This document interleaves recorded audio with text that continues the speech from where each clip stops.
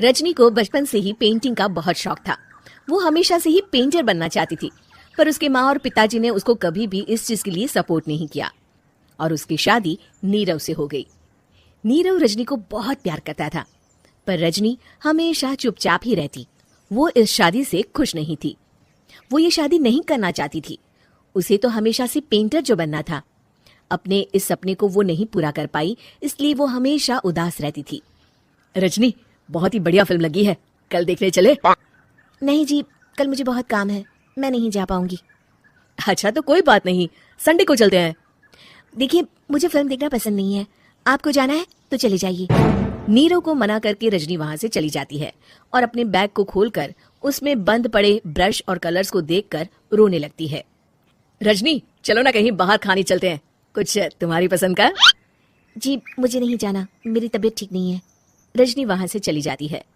नीरव को समझ नहीं आता कि रजनी उससे इतना दूर क्यों रहती है। वो जब भी उसके साथ वक्त बिताना चाहता है, रजनी कोई ना कोई बहाना बना देती है। एक दिन घर पर कोई नहीं था। रजनी घर का सारा काम जल्दी से खत्म कर लेती है।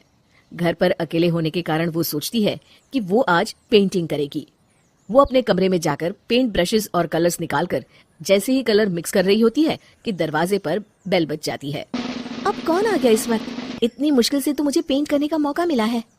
रजनी दरवाजा खोलती है तो उसकी सास अपनी सहेलियों के साथ खड़ी होती है और सब घर के अंदर आ जाते हैं। अरे बहू, सबको शरबत बनाकर पिला दे, बाहर तो बड़ी गर्मी है। उफ। जी। रजनी पेंट ना कर पाने से उदास हो जाती है। उसे गुस्सा भी आ रहा होता है कि उसने इस शादी के लिए हाँ क्यों कह दी। वो रसोई में जा रही होती है कि उसकी सास उसे रोकती है।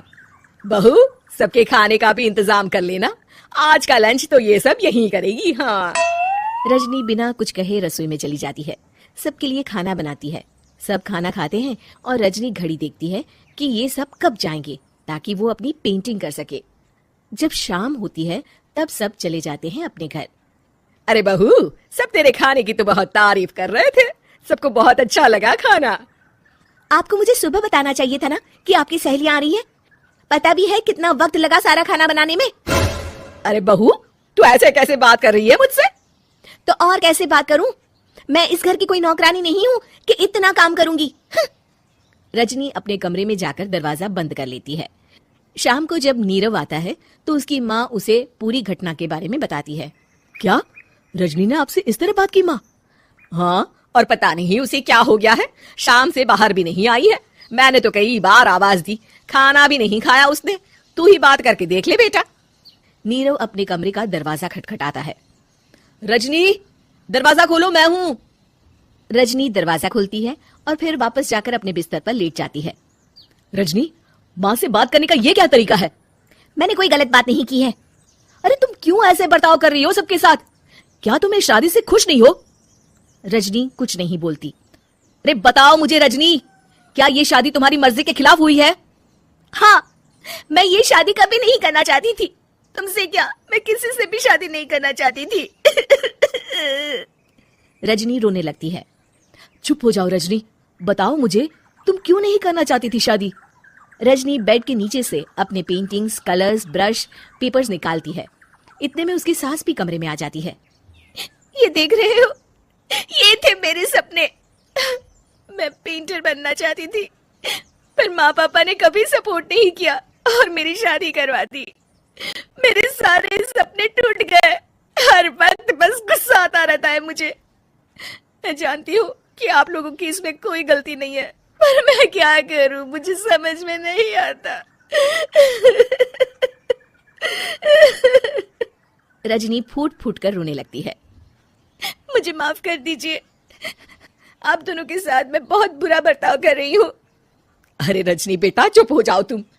नीरव पानी लेकर आता है। ये लो पानी पियो और शांत हो जाओ। रजनी पानी पीती है और उसकी सास पेंटिंग्स देख रही होती है।